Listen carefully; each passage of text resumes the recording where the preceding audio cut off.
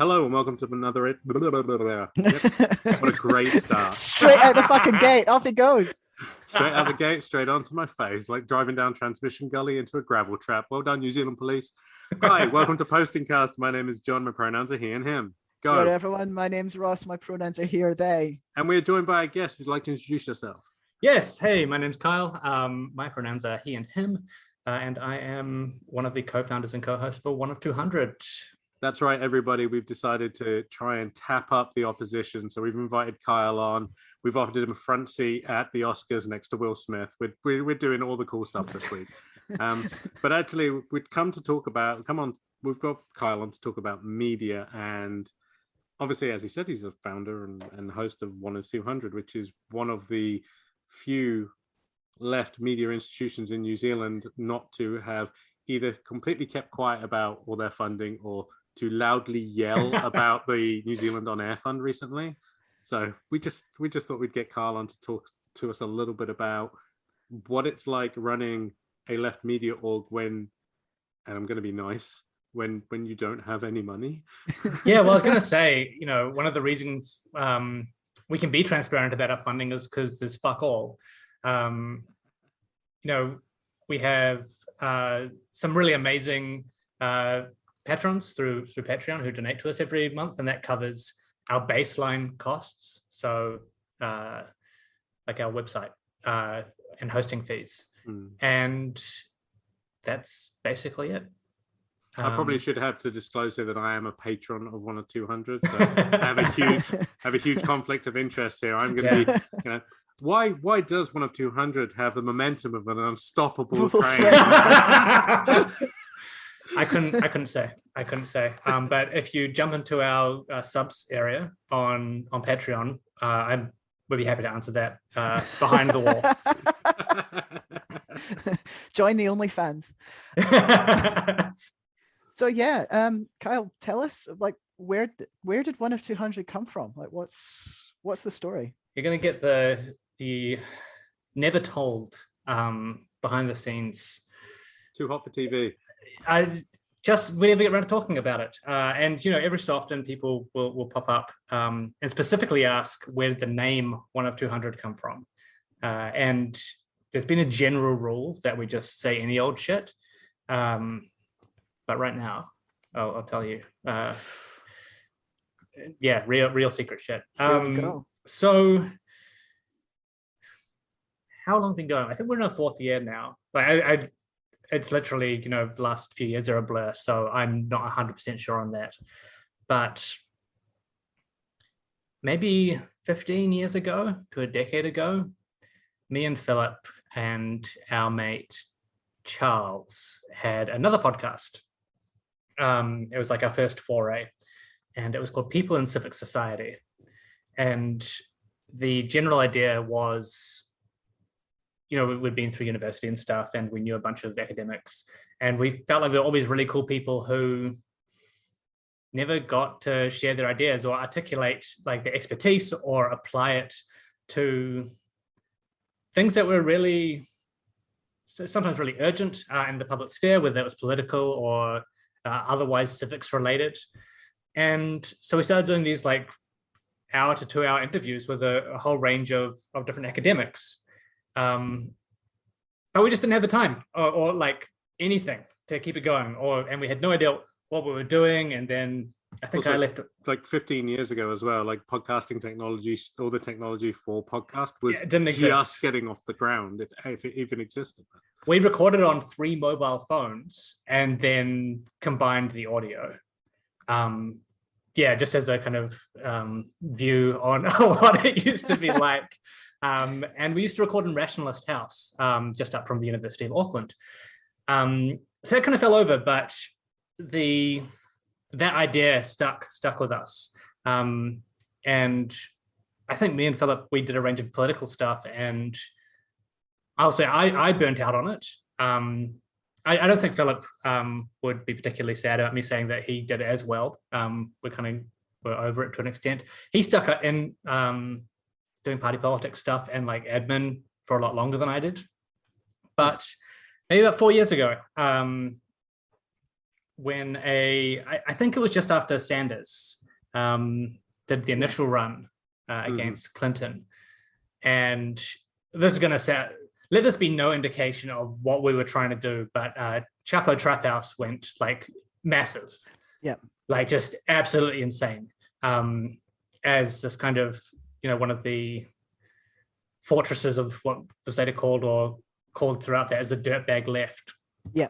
And we're like, there's nothing like this here. There is nothing where you have people with expertise and information and analysis skills talking about politics in New Zealand and from a New Zealand perspective. And my mate Branko was also in the country at the time. I was like, let's meet up, let's have a beer, see if we get on with each other. Yeah. And if we do, let's just do a podcast. And to try and fill that space, because at the time there were a few different podcasts around, but they were kind of a bit more center left than what we were envisaging. There's like not much radicalism. Although like some of these, like, it's like I think At the Drive-Thru was one of them. Mm-hmm. And then there's some video options out of places like the Daily Blog. But we looked at both of those and said, I don't want anything to do with them. Yeah. And in the Drive-Thru's case, like that wasn't because I thought they were garbage, but for the Daily Blog, I thought they were. Yeah. I thought they were. And you would be 100% correct. Yeah, and that has been like continued to be played out over the last few years. And I felt they were damaging for left viewpoints in media and in New Zealand.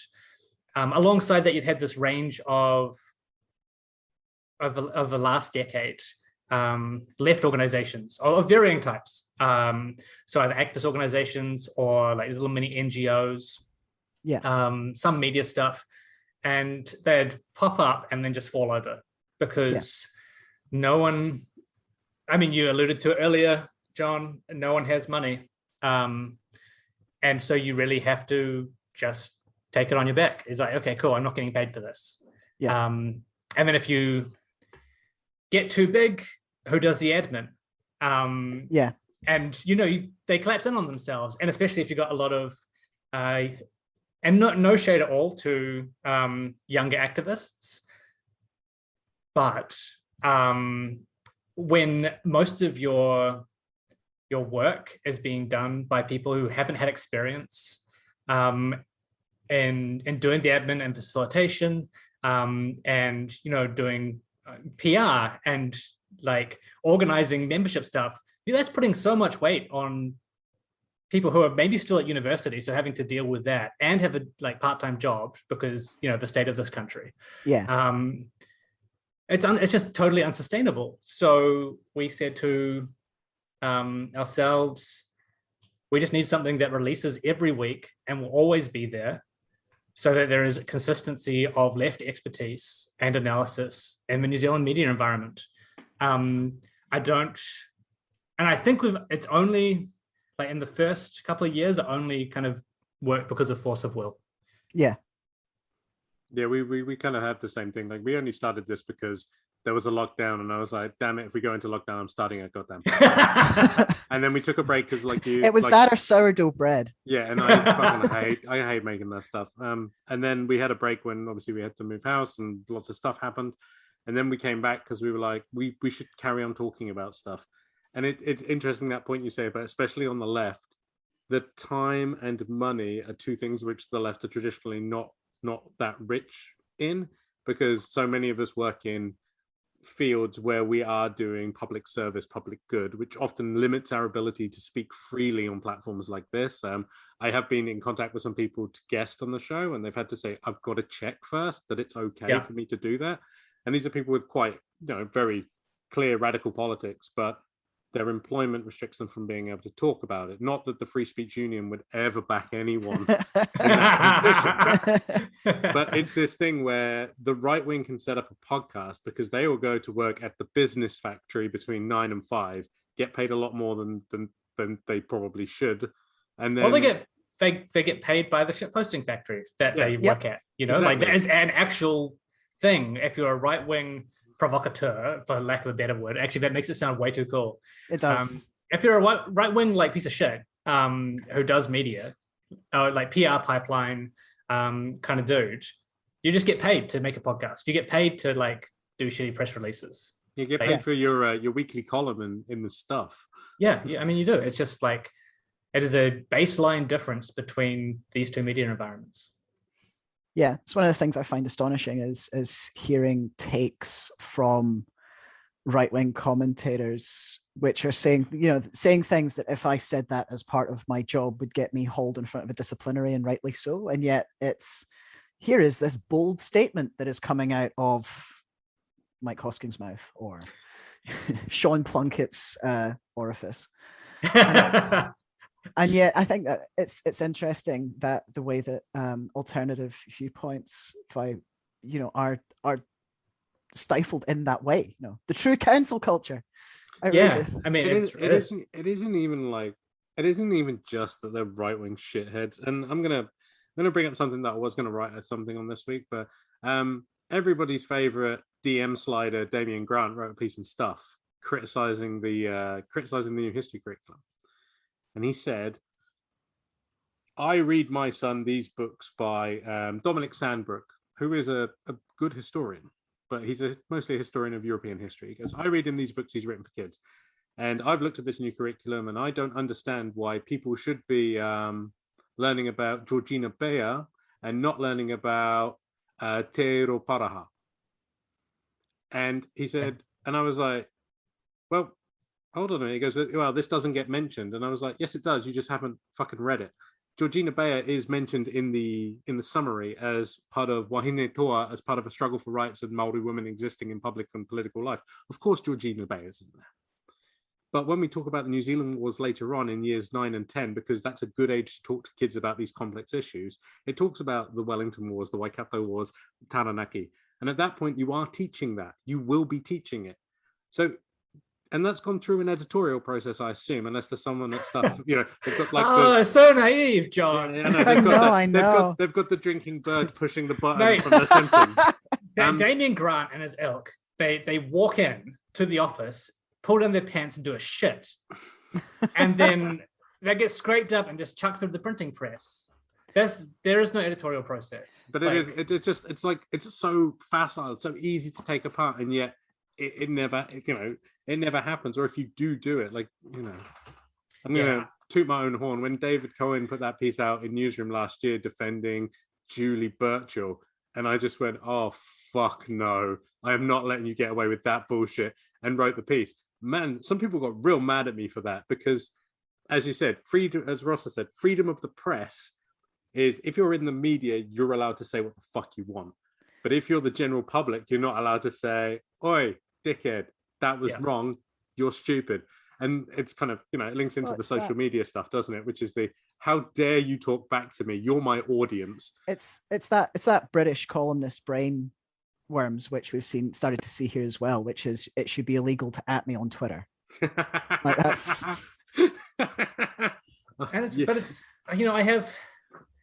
I don't know how much I want to get into this, but I do have some sympathy for like the majority of journalists and reporters, just globally, but let's say specifically in New Zealand. They're put in a position by their employers where they do get added on Twitter sometimes, and it's totally legit. But there is absolutely no protection of our journalists by like NZME or whoever.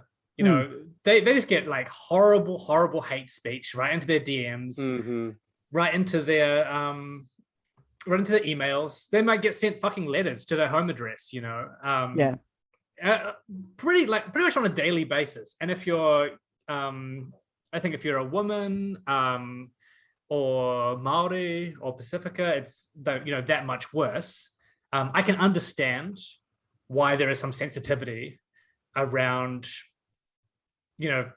antagonistic communications on social media. But I still think it's bullshit. Like, I still think the conflation of those two things is bad.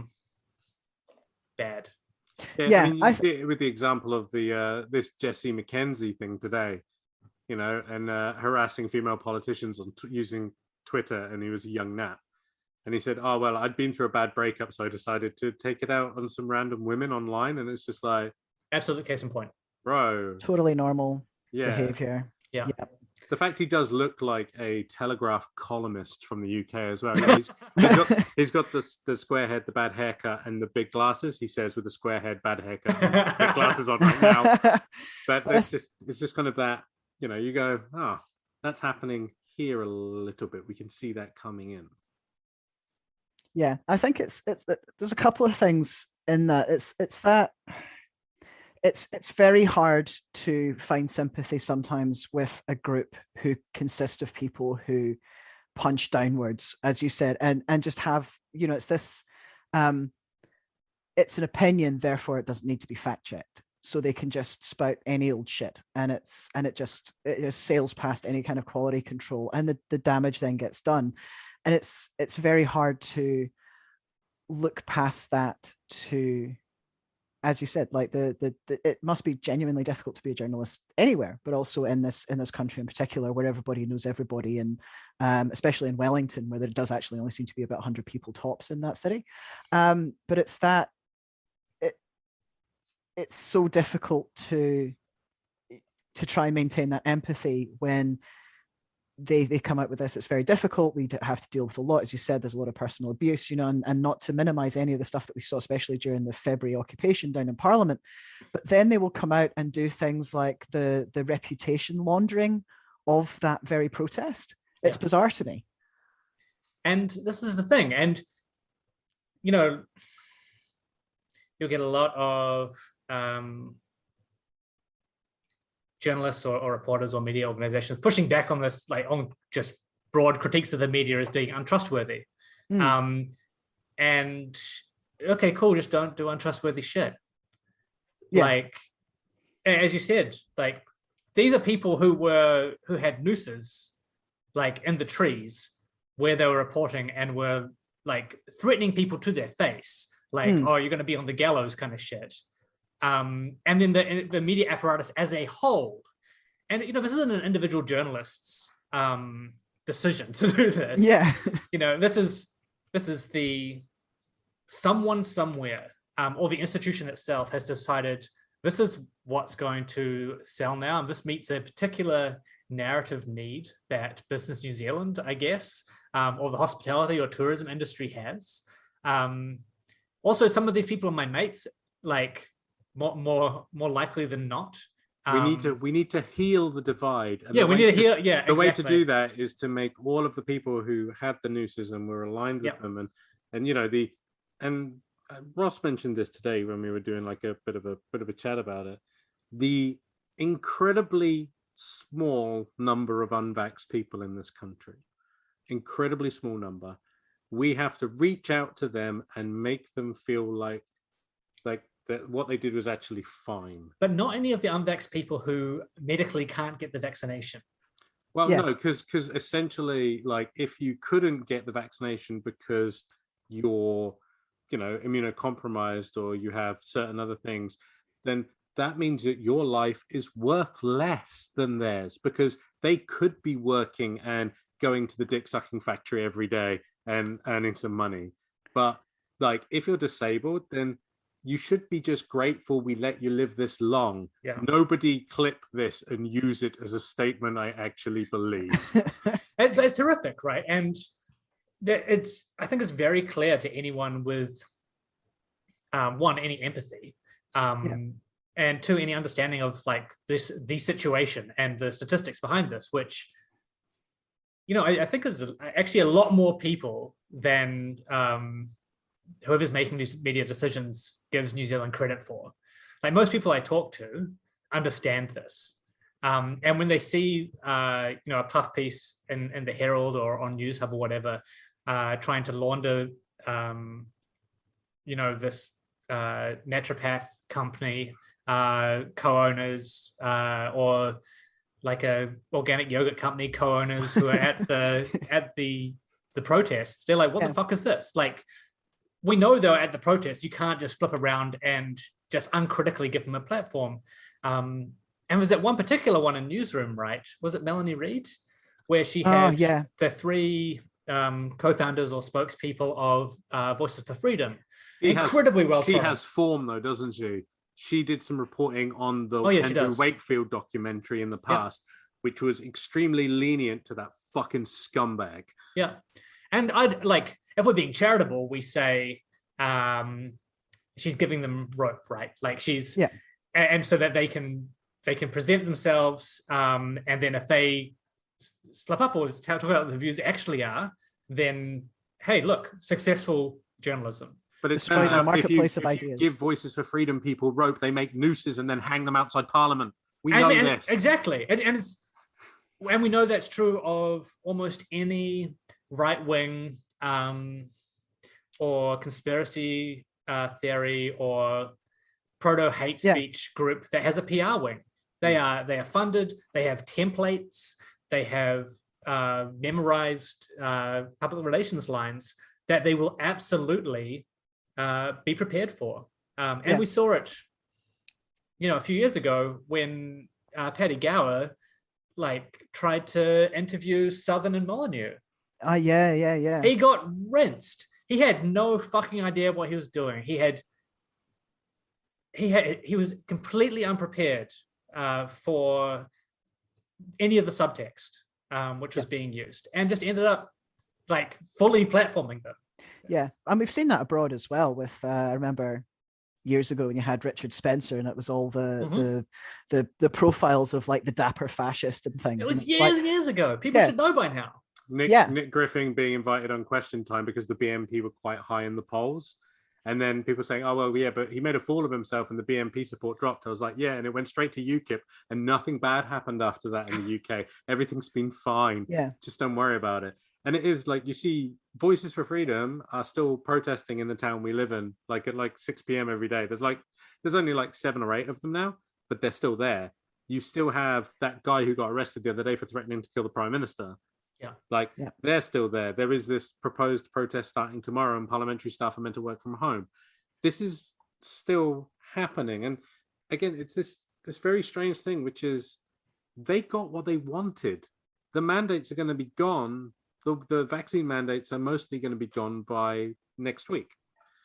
People have stopped QR scanning. It's mask wearing only, and get your vaccinations. But a lot of the things they wanted, they've absolutely got. But some people are like, oh, why are they still going? And it's because it's not just about that. It's never just about the thing they're telling you. There's always a lot more behind it.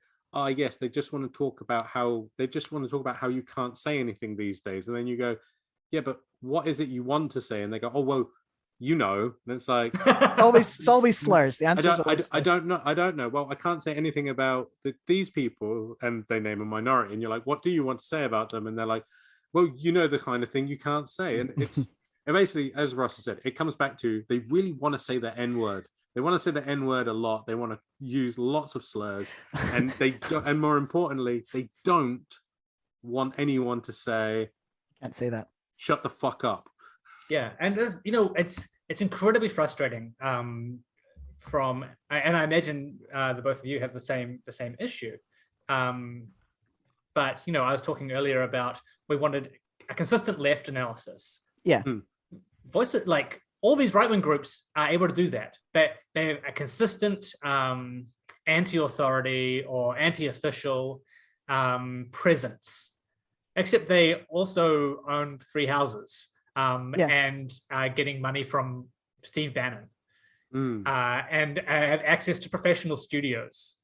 So they're able to do this consistent stuff, which is shooting off press releases every other day to every major media network, constant YouTube, doing SEO analysis and manipulation, harassing journalists if they even need to, if they're not just given the opportunity to be on live television with them, to give them a speaking spot, to provide balance.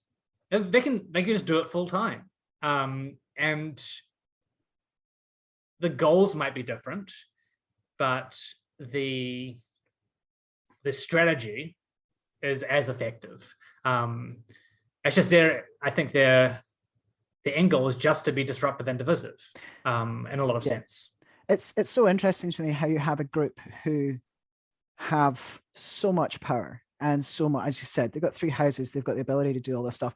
They get the soft soap interviews in the center left media platforms, hello Sean Plunkett on the spin-off, for example. They get so much, and yet the narrative that they spin is of how little power they have against against the elites and the government, who they are all friends with anyway. I just want one person to be in one of these interviews, like a journalist or reporter. And if any of you are listening, please, for fuck's sake, do this. If Sean Plunkett or any of the other people say, like, I'm cancelled, I can't say anything anymore, like yada yada yada, just ask them how. Like, just say, in what way? I'm literally interviewing you right now. Credit to Comrade Bernard Hickey, who did go after Sean Plunkett. if you remember, he went after Sean, going, "Hey, Sean, you keep talking about how NZ on air funding is really, really it's the government's control. Hey, where does your money come from? Where does that 3 million? That was fucking amazing." And he just was like, "Well, I don't have to tell you anything." And he goes, "Yeah, but surely for transparency, you obviously want to tell us." And he went, "Well, my backers don't want themselves known because they'll get bullied and cancelled." And it's just like. Right now, my backers are crying like little girls. Yeah. But it's but again, Bernard Hickey is, he's freelance now. He's independent media now on a Patreon. Yeah. And he's like, I don't agree with everything he says. And I think some of his takes are bad. But he is able to step outside, after coming from like a very mainstream media background. Has immediately just moved into like full media analysis critique or in some situations, and it's fantastic to see. But he's not getting interviewed in the same way that Sean Plunkett is, and he does have platforms, so he does stuff with the spin-off and some other groups, but you don't have the Duncan Grieve 2-hour special. Tell us how much of a great guy you are, Burnout. In the same way that he did for Sean Plunkett. Weirdly, I have a football analogy for this. Yes, give it to us. Of course I do. Lucky us. A lot of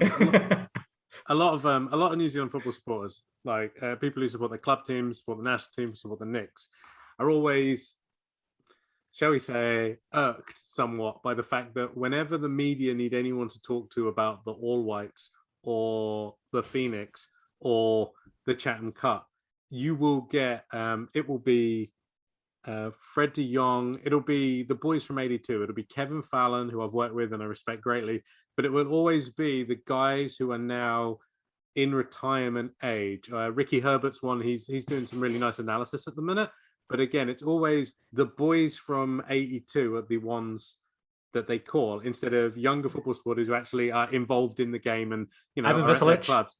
Yeah. And you just go, okay, why does this happen? And I asked someone, and it was someone at RNZ, and they said, because if we need a 15-minute call with somebody at 10 in the morning, these guys always pick up the phone. Yeah. They are always available to talk. You just ring them and say, can I talk to you today? They say, yeah, that's fine. And you get your content really easily. And someone like Sean Plunkett does not have a real job. His real job is being Sean Plunkett, and he's very bad at it as well. I don't know. What do you think his KPIs are? Because I suspect he might be pretty good at being Sean Plunkett. It's just really horrible KPIs. I think he's going to be really good at being Sean Plunkett right up until he stops being Sean Plunkett. And, who knows when the day may come. No, I don't think he's even good at being Sean Plunkett. That was in jest. I don't think he's good at what he does at all. I think he's bad at what he does. But he's very bad at it, and he's got the time to be bad at it everywhere all the time. Yeah. Whereas, basically it's interesting to watch right-wingers kind of get this kind of media space and attention because they've done the opposite of the thing they tell the left to do, get a real job. It's really interesting because immigrant here, but I have heard rumor that Sean Plunkett used to be an actual journalist, and it's interesting watching him torch that sort of reputation so that he can turn himself into our equivalent. I think he's trying to turn himself into Tucker Carlson. This is what I mean by I think he's bad at what he does. I don't think I think outside maybe Mike Hosking, who I don't think has real opinions. I don't think Mike Hosking believes anything that comes out of his mouth. I think he's paid to say stuff. Other than him, who, he's just like a fucking puppet and he jerks It's around. Jeremy Clarkson without the cars. Yeah, which he does well, I think. I think he, and not even handing it to him. It's just he has a consistent, celebrated in some circles, high profile role that has been for like a decade or so now. Yeah. Outside of him, there is no one in reactionary right media with any talent. And thank fuck. Because if they had someone that wasn't Sean Plunkett, if they had someone who's actually had charisma, who could present well, who knew what the fuck they were talking about, something like the platform would make it. Yeah, it really would. I mean, you have the centre right guys like your Ryan Bridges and your Duncan Garners, and I believe Lloyd Burr now is over at Magic Talk, and they're kind of centre rightish. They speak to Barry Soper, reactionary dad New Zealand, reactionary new dad New Zealand in Barry Soper's case. Congratulations to him and Heather, by the way, on the baby.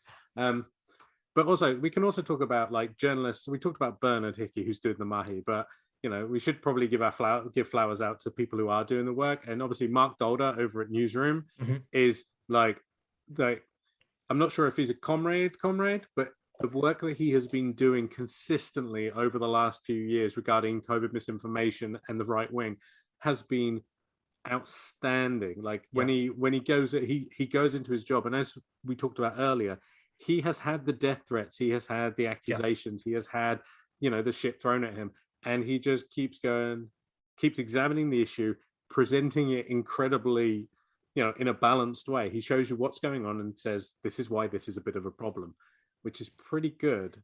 Such a British way of describing it. And weirdly at the same time, I wasn't expecting Tova O'Brien to come out and just call ACT racist, like in her first major week on Today. But God damn it, she did it. Yeah. And the idea that she could do that when she was working for News Hub, there is very little chance she would have had the license to go on TV and say, ACT are being racist. They are just being racist for votes, because you can't say that on TV, but apparently you can put it in a column and say it on radio. I think I'm not a fan of Tova O'Brien, but I have a distinct feeling, and did for years, that she was not able to fully show how talented she was while working for News Hub. And I'm hoping that, because we know that most journalists in that cohort are a bit more left-leaning, that she really gets a chance to shine and move some of that talkback crowd in a direction that is actually good. And early signs are like, okay. Yeah. And she's someone that I think does have the talent to hold an audience. I'm glad she hasn't decided to go in a reactionary direction, or that hasn't been decided by Discovery that she's going to do that. Is it Discovery she's with now? I think it might be Discovery, because it, like I said, it's interesting. Like we talked about earlier about Mike Hosking not believing what he believes, and newsrooms having a certain direction, what they want. But it's also, if you were Today, the radio channel, and you looked at the radio market, you've got like Magic Talk still there.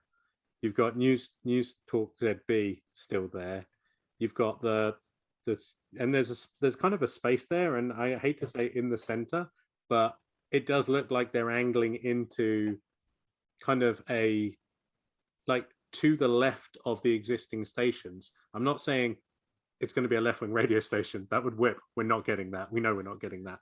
But equally, kind of just to the left of your Hoskings, just something a bit nicer, further to the left than Magic Talk. Just there's a gap in the market for it, and they might be going for it, which is a brave choice. As an example of that, and just, because we often talk about false balance in the media, right? Where the media tries to go both sides, and you'll have like this rabid, like right-wing reactionary, and then a conservative Labour MP, and that will be the balance.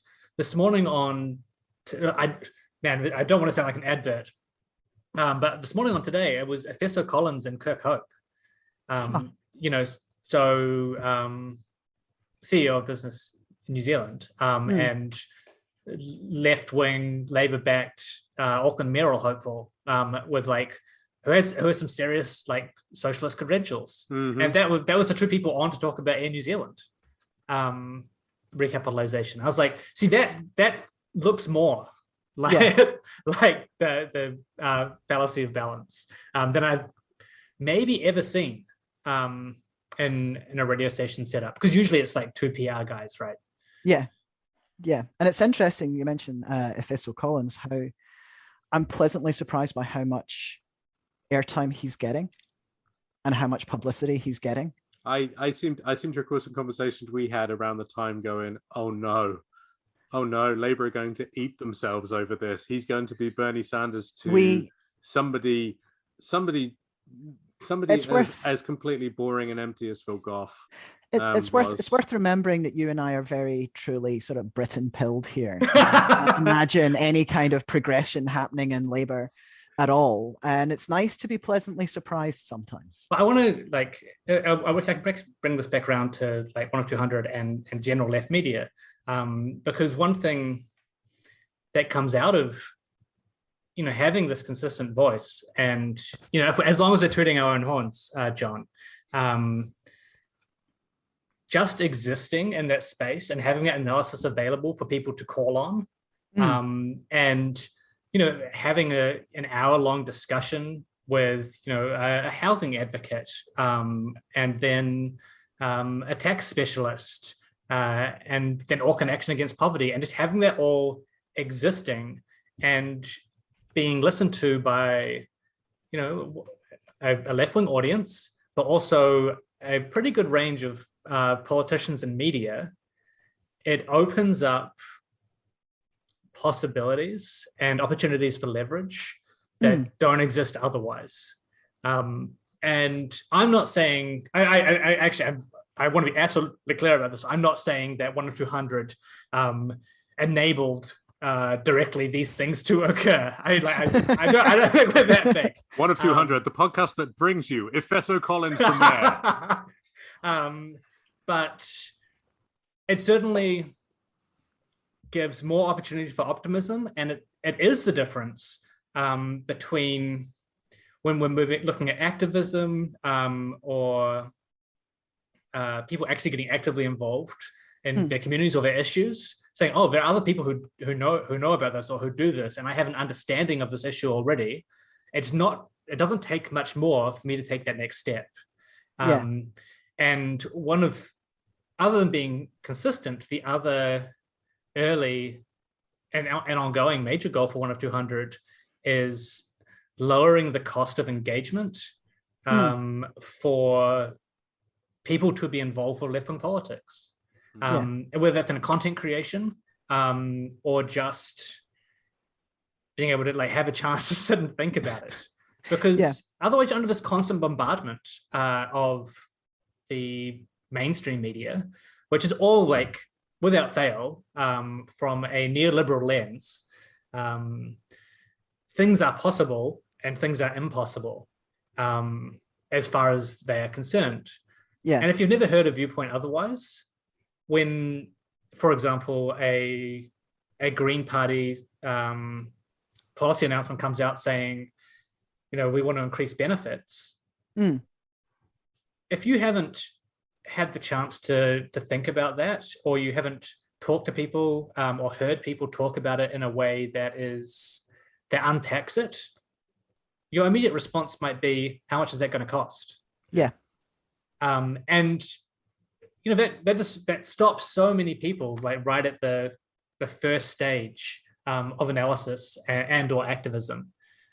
So just having something, you need to have that information there to drop on someone, to say, if someone goes, oh yeah, well, how that's like, well, I was listening to this thing the other day, right? And they said, exactly. Just, like I said, broadening that horizon and kind of creating that I'm going to sound like the worst person in the world, a content ecosystem for the left. No, it's 100% the case. It is. And also, as you said, this kind of doing a podcast and talking to people, you end up with a kind of, what if we could turn parasocial relationships into genuine socialism? Parasocialism, baby.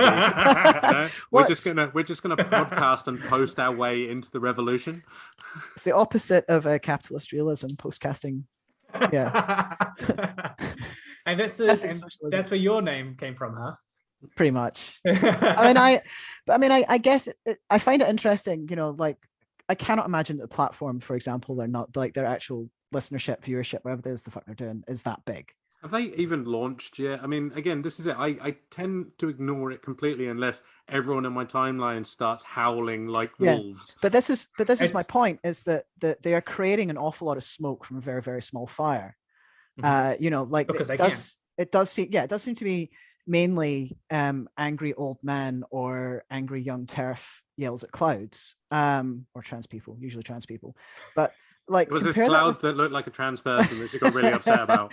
But the cloud didn't even look like that. Yeah, but alternatively, you have 1 of 200, which you don't hear really being mentioned in the Twitter sphere, at least as far as I can see, and yet I've come across people who've sort of because I've appeared on a couple of episodes, and I heard you on 1 of 200 the other week. I'm listening to it now, and it fascinates me how many people out there listen to 1 of 200 and the amount of reach it gets versus how much it's talked about, and it does seem weirdly inversely proportional. Our Twitter follows are nothing compared to what our audience is. Even though like a lot of our networking's done there, and it's where we approach a lot of guests for interviews and things like that.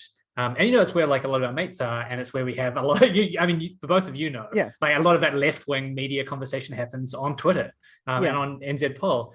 But for a couple of years after we first started off, we had no idea what our numbers were. I mean, we still don't really. It's so hard to get a handle on just how many people are listening to you. Yeah. And I think it's like really, we're really big now. And whenever we saw numbers, we were like really early on, some of the SoundCloud numbers are showing we got about 200 listens a week. Yeah. And we're like, oh, that's pretty cool. Fucking sick. And then someone would say, just randomly, oh, my mate told me about 1 of 200. I have no idea how they heard about it. And we're like, that does not line up with the numbers that we're seeing, because I'm pretty sure those 200 people listen to it on SoundCloud, listen to it off a link we post on Twitter. Yeah. So there's this whole range of people who are getting it through podcasting apps, who are getting like location-based political recommendations and going like, what the fuck's this? And when we moved to the website and started tracking our RSS feed instead of just looking at plays on a particular SoundCloud page, day one, it jumped from 200 to 1,500. Yeah. And we're like, okay, some of this is starting to make sense now. Now it makes sense that one of my mum's friends said that her friend had heard me on the podcast. Yeah. Because on 200 listens, that doesn't happen. Yeah. And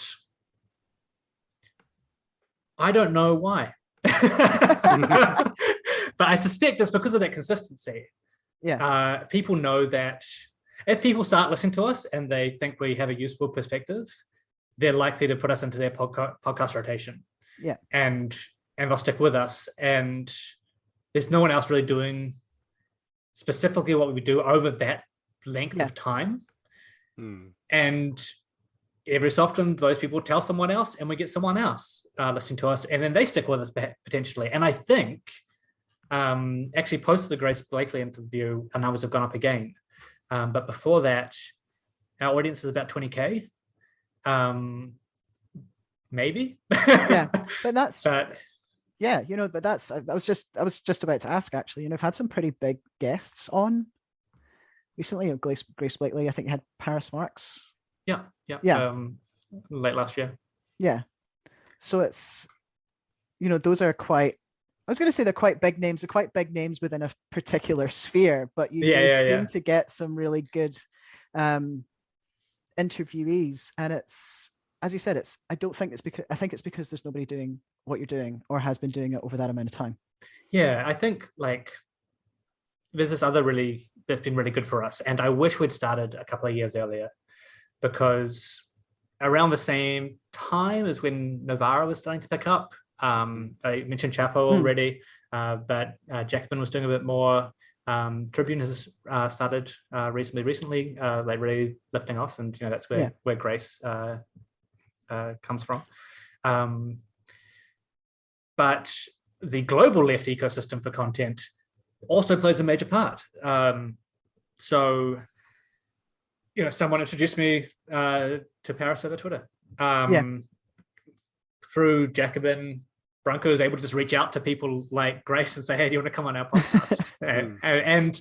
and because they and all of, I want to note as well that all of these like other big international left media organizations are just doing fantastically and much better than us. But they have funding. They have people who are able to do this stuff full time. And what that means is that they are more than happy to come and like back someone else doing the same stuff. Yeah. They are, if we go and say, "Hey, do you want to come and help our small New Zealand left-wing podcast?" They're like, "Yes, I'm doing the media rounds on this. Like, this is what is happening right now.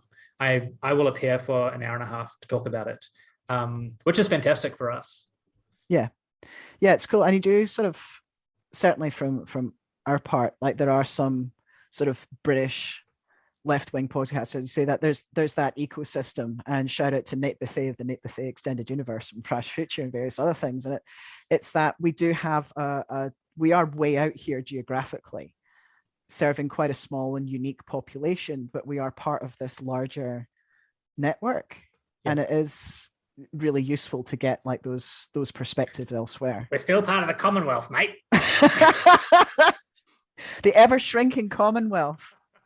I mean, this is the thing though, right? And a lot of these groups are also like quite anti-colonialist, pro-indigenous, and are pushing back on the imperial core. Like, I think that's what a lot of us have in common. And so when we approach them, we're like, "Hey, we're from New Zealand. We're from Aotearoa." They're like, "Oh, fucking cool." Like, I want to come on your podcast.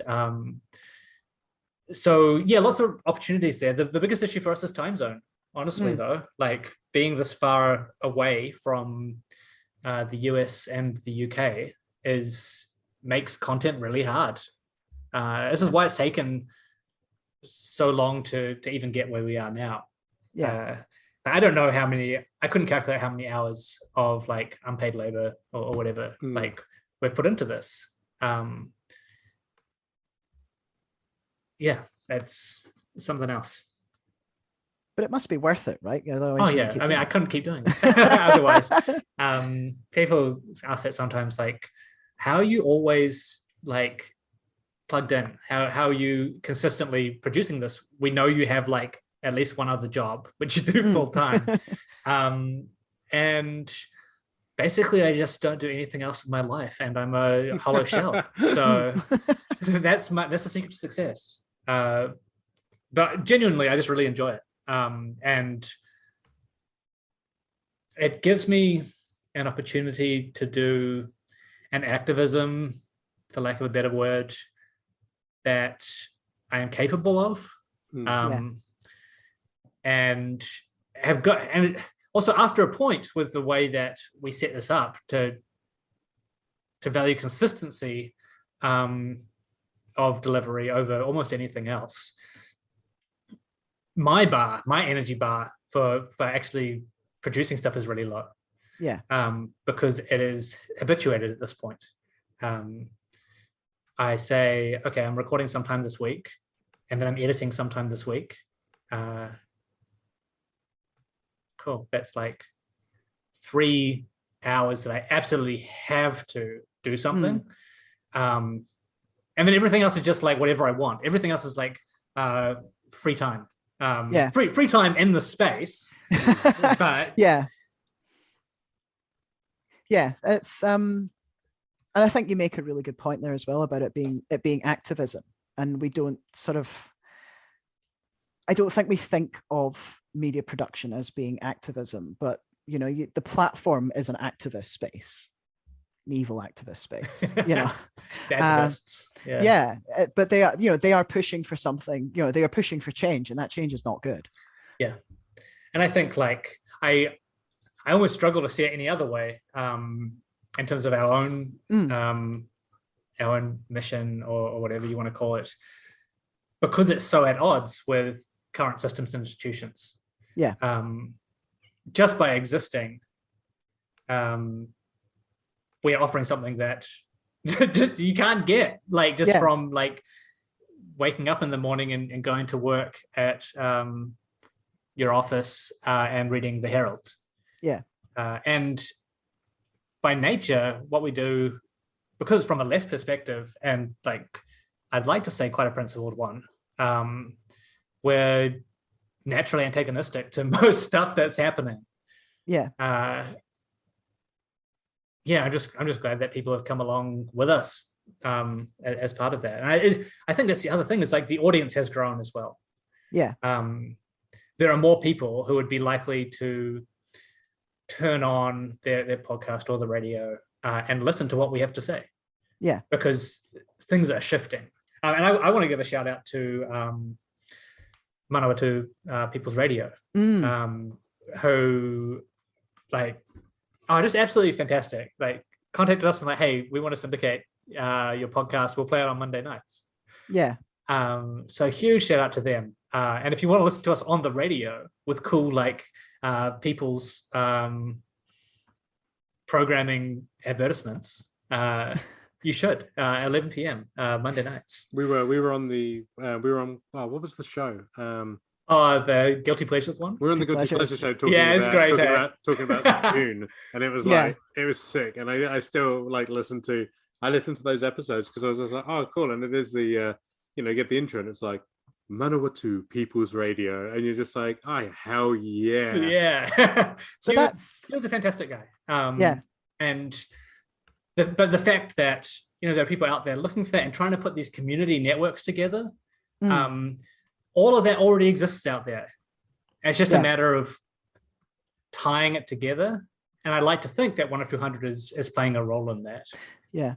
And I think you make a really good point there. Like that when people talk about the media in New Zealand, the focus seems very much on stuff, the Herald, Talkback Radio, etc. But there's this whole really fascinating ecosystem. And I remember, I can't remember which Maori politician it was, or someone talking about with the Maori at the Parliament occupation, if you're not happy with mainstream media, then start listening to Aotearoa, start listening. There's this whole Indigenous and Pacific Island media ecosystem out there as well. You've got NPR, you've got university radio stations and various other things and their publications too. There's actually quite a lot out there.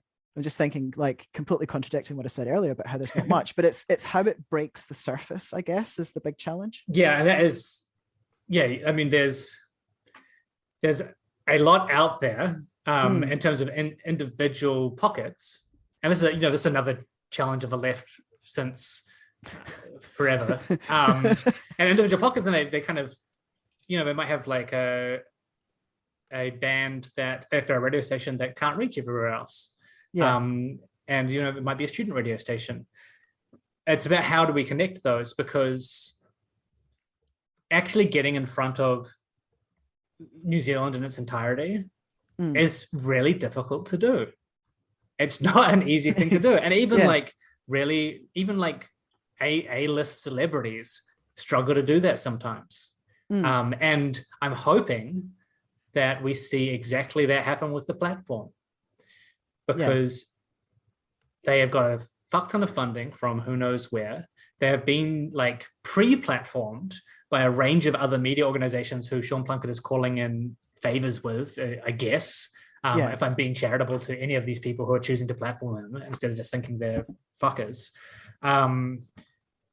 And they're flopping. Like, I would put quite a lot of money on the fact that 10200 has a bigger audience than them and has more cut through than them. Because I know that we're bigger than some radio stations that are like really well established. Like, we have better listenership than half a dozen News Talk ZB what are they called, programs. Like, okay, cool, like you have all this money and you're just not able to do anything with it. But that's how hard it is to get past that institutional block, even for the Sean Plunkett's of the world. It might sound like on Twitter, like, making a lot of smoke, and there might be a laser focus on him appearing anywhere in media. We might hear a lot about it when we're engaging with hashtag NZ poll, but no one knows who the fuck the platform is. Yeah. Like, people look at some of these stories and go, this means nothing to me. Yeah.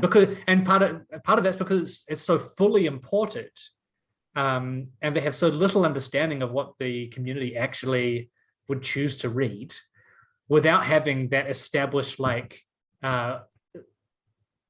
bookmark pipeline, in people's browser tabs, where they have the Herald or whatever their favorite news thing is open. It's just, it's an incredibly hard thing to do in New Zealand. Yeah, I mean, I'm just looking at the platform's Twitter page now. I'm going to wash my eyes later. I'm so sorry. They've got 3,000 followers, and of the vast majority of the stuff that they've published has got no engagement whatsoever. Even interviews with written by Marty Devlin. Yeah, there's absolutely no engagement whatsoever. Yeah, and they don't even need to they can probably easily hit 10K Twitter followers, and I'd still say I wouldn't expect their audience numbers to be great on their back end. Yeah, but I don't think we're even at 1,000 followers for the podcast special Twitter account. It's mostly through me and Branko and Philip as the co-hosts, and Justine. That's where most of the engagement happens. I mean, you've exactly pinpointed it. They exist. They're creating stuff. No one fucking clicks.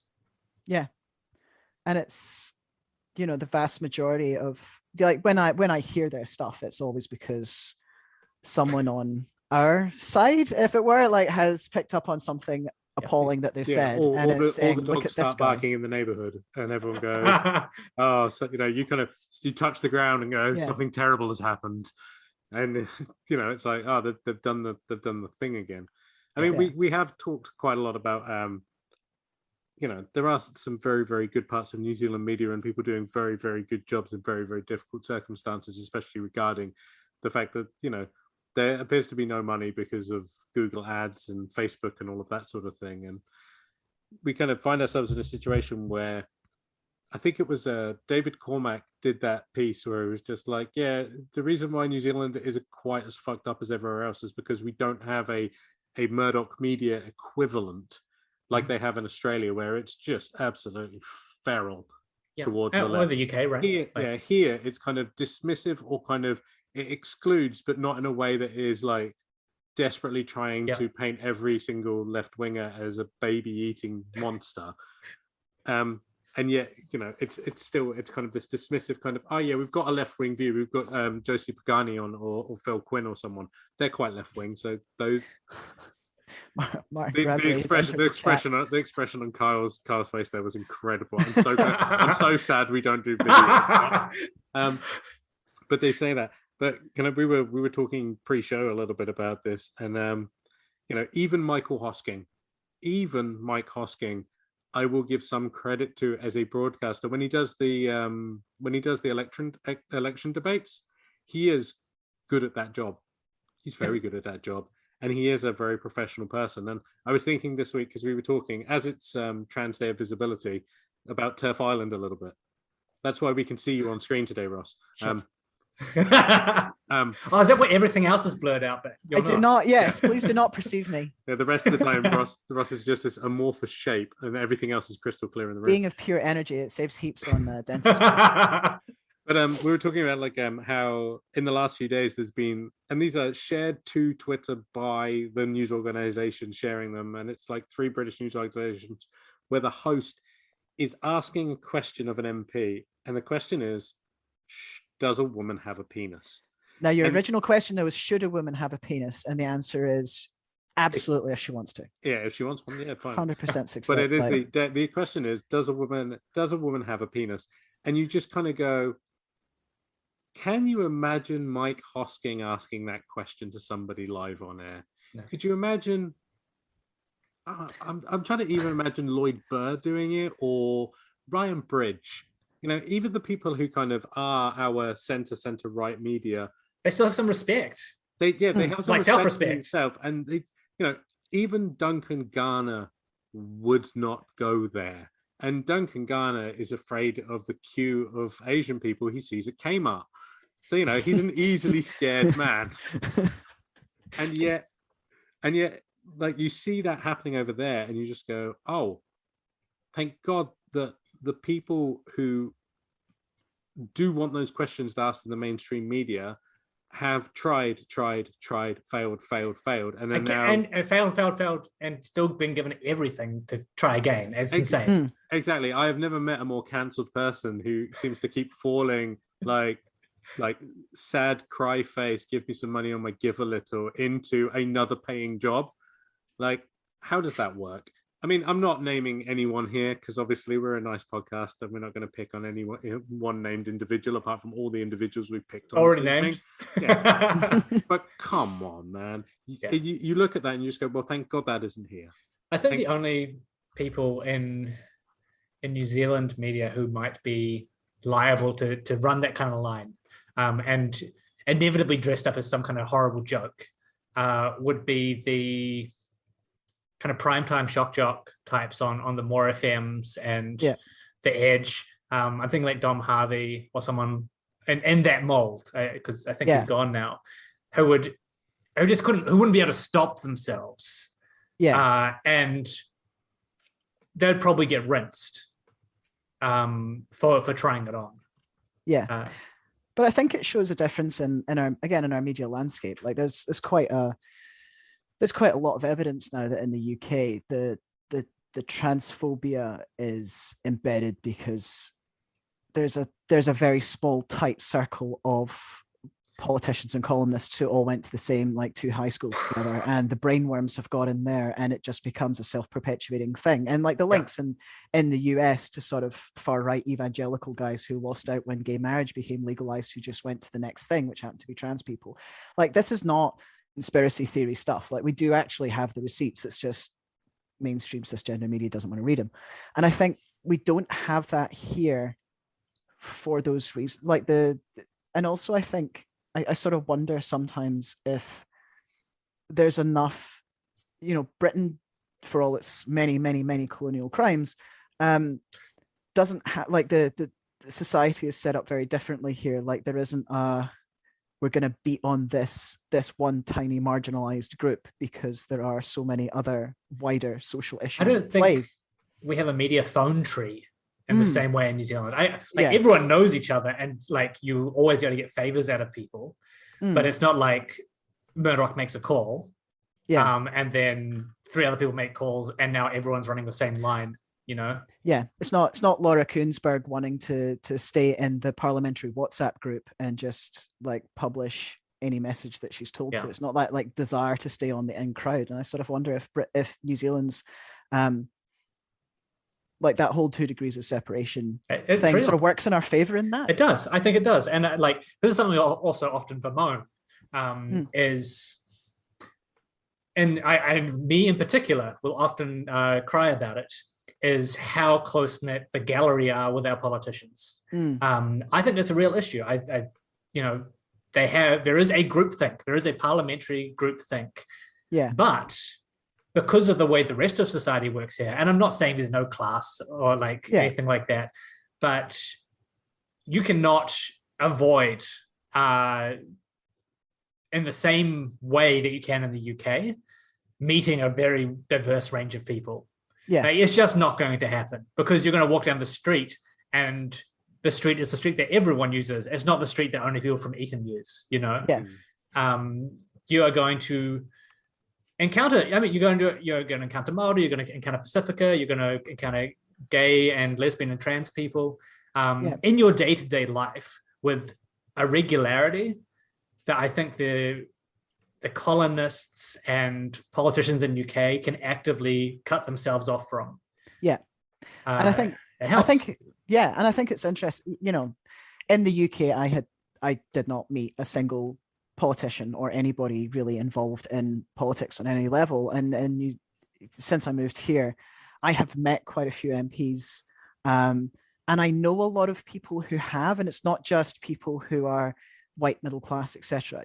Or just doing podcasts, or just doing outside of the podcasting class. Like there's lots of people in South Auckland have, as we mentioned before, like have met socially or professionally with Faisal Collins. Like lots of people, I'm sure, have had a cup of tea at Marama Davidson's house, and that's not necessarily a political thing. It's just if you're involved in any kind of public facing stuff, you will meet politicians, like they will meet you, and you will have the opportunity to have those kinds of conversations. And I think it puts us in a very unique position. This is why I always say, often to Outcry, that I tend towards high optimism for New Zealand politics. My optimism goes further than that towards global politics for no discernible reason. But New Zealand in particular, like we wouldn't have started 1 of 200 if we didn't think we could be successful with it and actually meet some of the goals we wanted to meet. Yeah.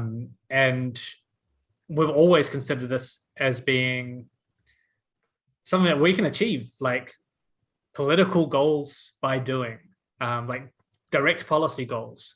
Yeah. And there are things which we absolutely have changed the way that a piece of legislation or policy or a particular political party has chosen to act. Yeah. And I think the other reason is that the leverage mechanisms here, because of those closer degrees of separation, are a lot easier to pull. And I don't mean that in like a manipulatory way, but if you speak to the right person at the right time, and that person is like quite accessible, something can actively change. Yeah. And I don't think you can do that in the UK. No, or in many other countries. I think it's not. The gaps are too big. Yeah. So that feels like a good question. Like, so what? So I talked about the successes of 1 of 200 already. Like, what do you see is happening next? Like, where are you going from here?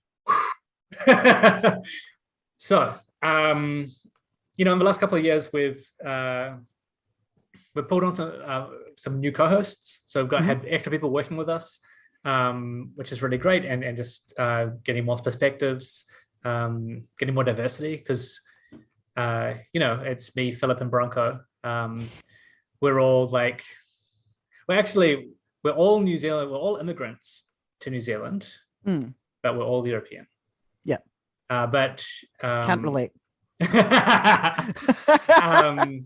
So yeah, it's been good to be doing that and just growing the diversity of our perspectives as well alongside that. We started up with a website where we now provide a platform for anyone with expertise in any area from a left perspective can just say, hey, I'd like to publish something, and then we just publish it, and they don't have to go through an editorial process which is going to make them be more neolib. Like, yeah, and I think I think that's fantastic. I think it's a really great thing.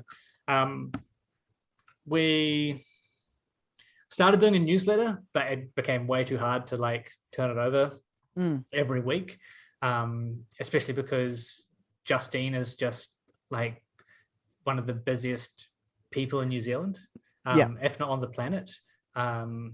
And fantastic writer, and I love reading her work, but she's also organizing half a dozen things and is a unionist. That for healthcare. Again, it feeds into this thing that the left are too busy trying to hold society together. While at the same time we're all like, man, it would be great if the society broke apart so we could build something new. But we're also like, but we know what happens when it breaks apart. Everyone dies. Yeah, lots of people die, and a lot of the people who aren't trying to hold it together can go, well, you know whose fault it is. Yeah, not my private armies. Yeah. So we're looking at we started a live stream which I do with Tim every fortnight, where we're doing pop culture stuff. Yeah. So there's a couple of directions that we're looking to go with content stuff. I'd love to stick the newsletter. I'd love to try and figure out some kind of rotation that means we can release it every week. We've got some really cool.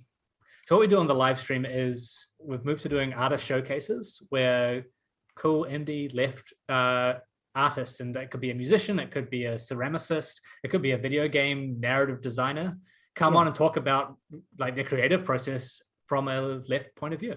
Nice. So trying to build up that, because one of the major issues with a lot of political stuff is it's just politics. But what's the point in an analytical, material political analysis without a like cultural base that fucking slaps? Yeah, like you need to have cool shit to do. Like eventually you get bored talking about the politics. I don't get bored. This is you'll listen as well, and you end up like when we had Byron Clark on, like we had a whole thing where we were discussing the John Carpenter's movies in the 80s, and how they talk about Reaganism, and we were like, it's funny how you don't really get those about, say, this period, which has very similar vibes to it. And we were like, or do you? And we're like, another episode. Because we could, it's like talk about the politics, but also I want to talk about the film career of Kurt Russell in the 80s. So, God damn, he made some great movies. So what you're saying is that in addition to the bread, there should possibly be some kind of flowers as well? Yeah, maybe just a few. No, actually not even just a few. I prefer to have far more of that.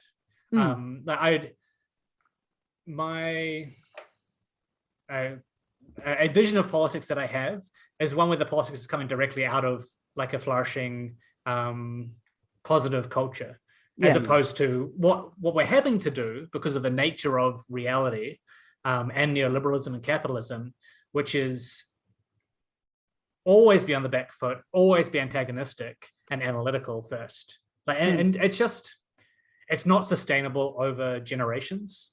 Like if I die, that's it. Like at this point in time, like 1 in 200 will go on to some extent.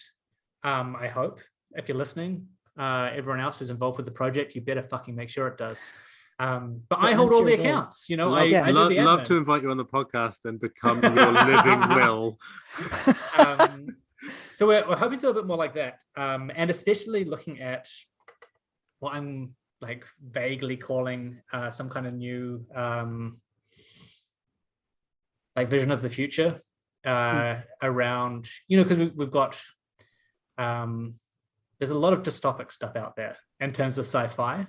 I want to see a return of, I guess the closest at the moment would be solar punk or hope punk stuff. But what if Mark Fisher was really, really cheerful? No, 100, like not even as a joke. No, I mean it. It's like this. You read his work and it's like very much oh god, he's right, and there's nothing we can really do about it. And I'm like, no. The point of his work is we think there's nothing we can do about it because he's right, but that doesn't mean it has to stay that way. No, exactly. It's an analysis. It's not an inevitability. But people need to have images with it. They need to have music. They need to have games that are showing them what could possibly be. And without that culture, like what we do is meaningless. Like you can be in the politics minds 24 hours a day for 100 years. If you're not able to offer something which is not like just some kind of technocratic or all your cars automated, why would people get involved? Why would people want to actually change things? I want to see a return of like that USSR and China, marching forward together into utopia style nouveau. Don't stop. I'm nearly there. Like that kind of stuff, because otherwise it's just desperate all the time. You're just like, you're constantly exhausted. You're like, okay, cool. I've shown up to like 100 different marches in the last 10 years. I've signed 1,000 petitions. For what? Like, utopianism should not be the preserve of Elon Musk and Jeff Bezos. And if anything, the utopianism of like the future absolutely relies upon the parody in Minecraft, elimination. of Jeff Bezos and Elon Musk. You cannot possibly have a future which is fair, just, and hopeful with that kind of person continuing to exist because of what they materially represent, which is the antithesis of utopia, except for a few very divorced men. I was going to say that was a good hopeful place to leave it, John, and then you went down the parody redacted in Minecraft route. So. I can always cut that bit out because I'm the editor. I think you're right. It is a really important thing, but like even to include the parody redacted, we, a leftist analysis of the current political state and capitalist state of things says these things need to be removed, but we also need to know what it looks like when they are removed. We had Ricardo on the cast that we released today, and he was saying, I might like shitpost about like guillotines or whatever, or about like imperialism or colonialism and the monarchy, but we, that's not going to get us there. That's not going to get us over the line, because now all you've got is a head on the ground, like fucking great. Like that's not going to feed. Oh wait, it's going to feed one person, and you need something more than that. You need to say this is what they are a barrier to. This is why we need to get rid of them. By taxing them, taxing all their money forever, and putting them in prison. No, wait, putting them somewhere else, or just letting them like. If we got into a situation where we even just reintegrated them to society. Fine, great. As long as they don't have the power and material wealth. Achieve their dreams of going into deep space. Yeah, I mean, whatever, right? Like, and what happens next? What happens next? Yeah. And as long as we're not answering that for people, we lose. Yeah, I think that's it. There's no. It's so hard to imagine what comes next, or what the possibilities are. Yeah. And I think we could have a whole extra episode around capitalist realism. We could talk Mark Fisher and that kind of stuff for a while, I think. But you're right. You actually, there needs to be, here's why we're talking about this. Here's why we're fighting for this. The counterpoint, the other vision, is what the Bezos and Musks of the world have been aiming at and are able to dangle over people's heads as the American dream, which is you and your boys having fun on a fucking super yacht. Like, and people are like, fuck yeah, like endless money and booze and whatever else, and coke, like, well, it's fantastic. I was reading an interview with a historian, a Roman historian. He said the problem with like romanticizing sort of ancient Roman things is everyone imagines that they would be lying on in a sedan chair being fed grapes and being pleasured by a slave girl. It's like they don't think that they would be the ones carrying the sedan chair. Yeah, they absolutely would be. Nobody wants to be the slave. No. So you need a vision where everyone is like, this can be a shared future for one thing. This is a future for all of us, and it is significantly better than both current state and what is being offered on the other hand. Yeah. Exactly. Alrighty. Thank you. So that does seem like a really good place to, a nice optimistic place to finish it. Kyle, it has been an absolute pleasure. It's been great.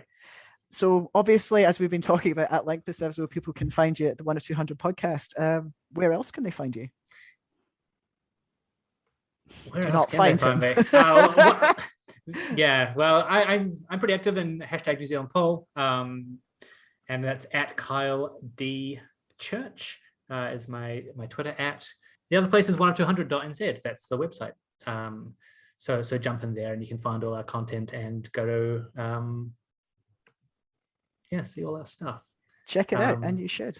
And hit me up on Twitter and ask me anything. Like I don't give a shit. Like I will answer bizarre questions for fun. It might be to say I'm not going to answer that, but I will respond. Slide into his mentions. All right, Kyle, it has been an absolute pleasure. Thank you so much. And this has been PostingCast. Thanks a lot. Bye.